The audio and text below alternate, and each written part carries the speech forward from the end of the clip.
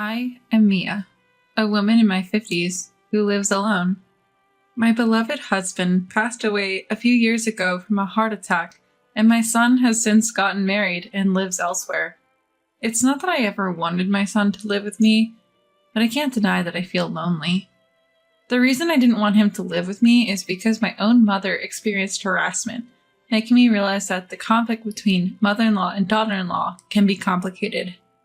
To be honest, I didn't particularly like my own grandmother, and I believe that in any family, there can be various issues with the mother-in-law and daughter-in-law relationship. Additionally, I wasn't too fond of my son's wife, Emily. I found Emily to be condescending and often speaking down to others, so I felt we were not a good match. Here's how it went during a family meeting. This is my fiancée, Emily. Isn't she beautiful, Mom? Nice to meet you. My name is Emily. We're going to get married. No, the pleasure is mine. I'm happy my son is getting married. Let's have a chat over coffee. Thank you. Please help yourself to some snacks if you'd like. Wait, is this handmade, Mia? Yes, I baked my signature cheesecake. Is it not to your taste? Sorry, it's just that handmade sweets seem so poor. Sorry, Emily. Mom's just into making everything by hand. It's hilarious. I was dumbfounded because even my son joined in the laughter. I've always enjoyed baking and fed my son lots of homemade food since he was young. Had he always thought it seemed poor? Afterward, Emily spat out the cheesecake she had eaten and laughed. It was distasteful and very unpleasant. According to my son, Emily comes from a good family, but her words and actions leave much to be desired. Since they got married, every time we meet, she never fails to make snide remarks, and it's tiring. Also, I don't get along with Emily's parents either. Emily's mother, Elizabeth, always acts superior, and her father, Logan, carries himself as if he were a king. Logan is the president of a small to medium-sized company, and Elizabeth occasionally appears at the company, but is primarily a housewife. For some reason, Elizabeth looks down on me for still working. It must be tough having to work even in your 50s. Well, I suppose you're not getting much in terms of survivor benefits since your husband passed away. I wouldn't want to work so hard at this age. Is that so? Of course! Women find true happiness when they become housewives. You've been working all the time, so you probably didn't give Mason much love, did you? That's not true. I loved Mason. Really? I always think working mothers are cutting corners in parenting. I'm happy that Emily has become a housewife. Women should focus on the household chores after quitting their jobs. Despite being of the same age as me, Elizabeth had very outdated views. It's not that being a housewife is bad, but commenting on other people's lifestyles as if she's some kind of authority was annoying. Frankly, I wish she'd just mind her own business. Now I've somehow ended up agreeing to go on a trip with Emily's irritating parents, which has me quite bewildered. It's the year-end holidays and I have time off work. Out of the blue, Elizabeth called and invited me. What's more, they've already booked a luxury hotel and airline tickets. Given the situation, I had no choice but to agree. I arrived just before the scheduled 10 a.m. meeting time at the airport terminal. Then, Mason, Emily, Logan, and Elizabeth showed up carrying large bags. Thank you for inviting me. I feel somewhat guilty, though. Oh, don't mention it. Let's board. Here's everyone's tickets that we bought in advance.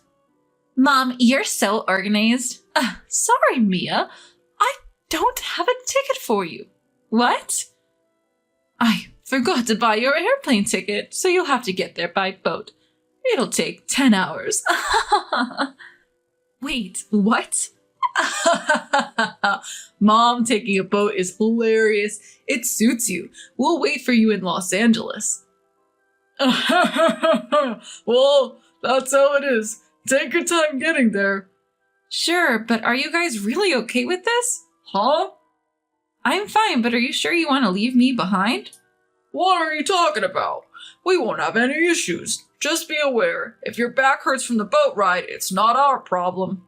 See you there. We'll be enjoying ourselves at the luxury hotel. I'm going to order so much room service. Logan, let's have lots of drinks. They all walked through the gate laughing. Left alone, I almost crushed my mobile phone in a fit of rage. Why do I have to be subjected to such cruelty?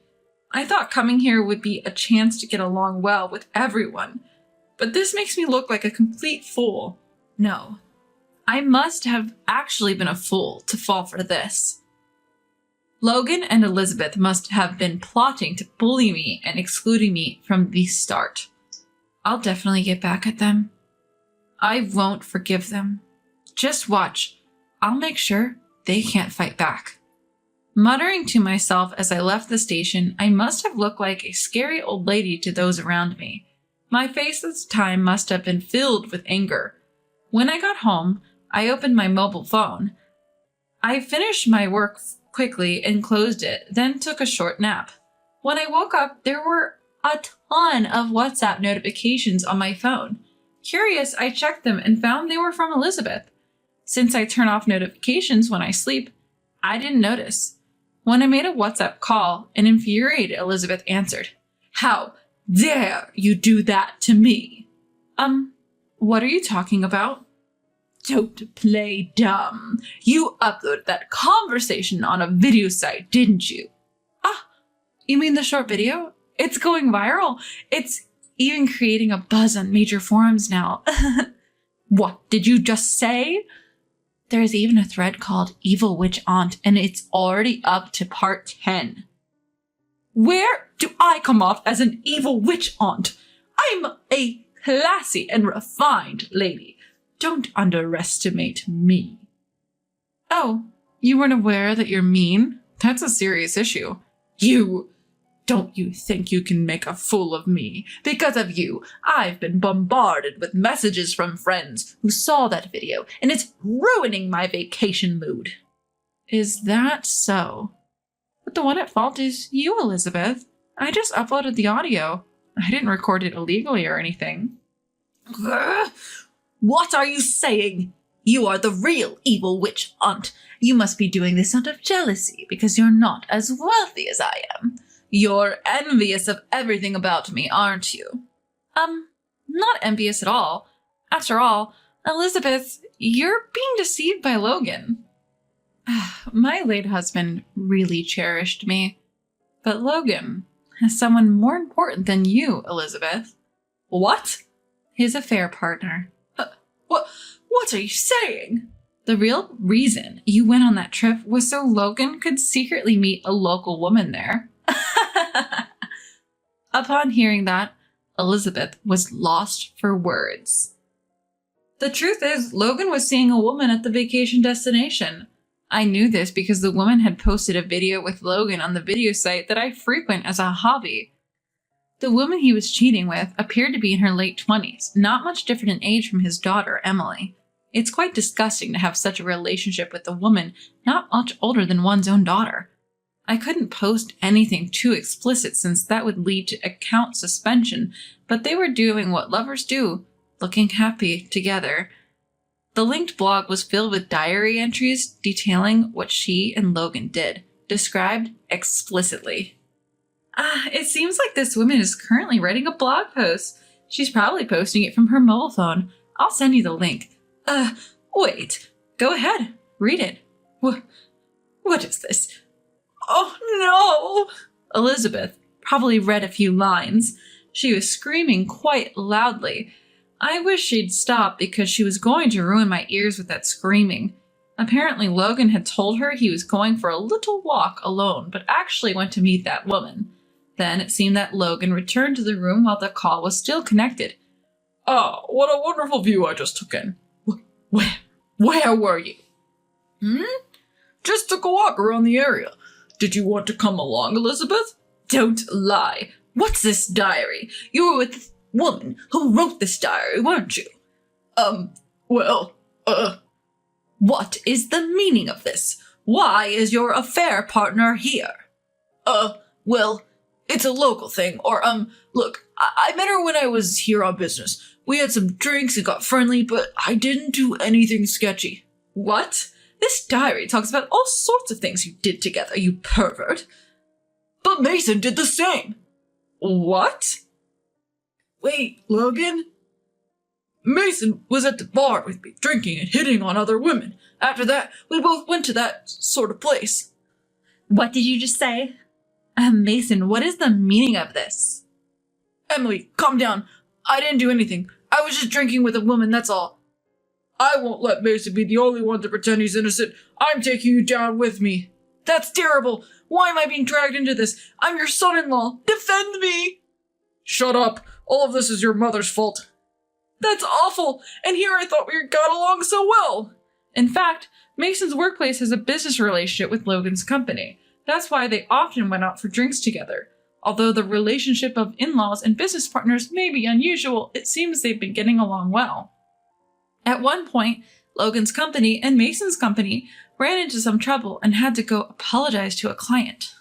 The destination for this trip happened to be the same place they were vacationing. There, after begging for forgiveness, they decided to go out for drinks and apparently got carried away. They ended up flirting with women and developing relationships and have been visiting privately multiple times. So when you two said you were going surfing and snorkeling together, that was a lie? Well, you see, what about mountain climbing together? That was a lie too.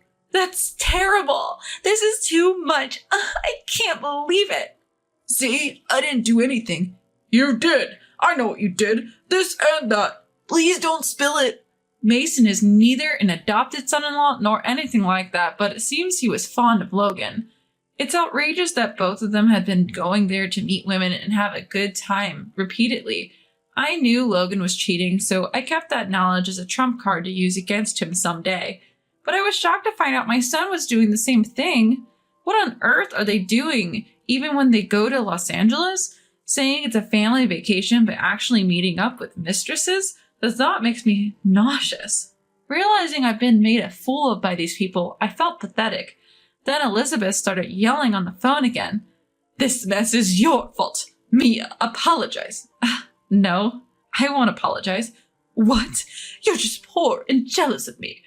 So you're trying to ruin my family, aren't you? You're the worst, a demon. You're the demon, Elizabeth, because you were flirting with a young man, weren't you? What?